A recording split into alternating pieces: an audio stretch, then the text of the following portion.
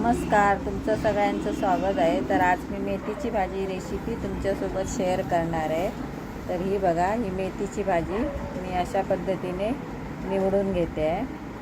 ही झटपट 5 मिनिटात होणारी भाजी आहे। ही बघा, ही भाजी आता मी 2-3 वेळा स्वच्छ पाण्याने धुवून घेणार आहे। ही बघा, आता मी ही भाजी बारीक चिरून घेते आहे।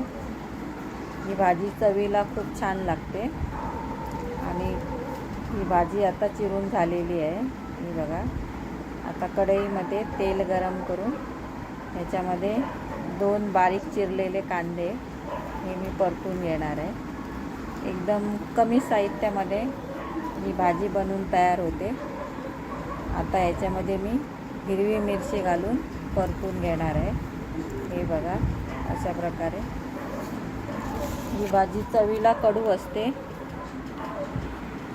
ही बघा, ही आता मी भाजी तेलामध्ये चांगली परतून घेणार आहे।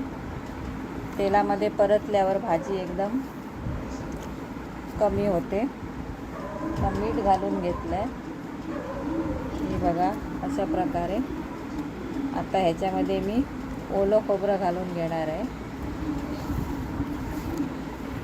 ओलं खोबरं घालून ही भाजी परतून घेते।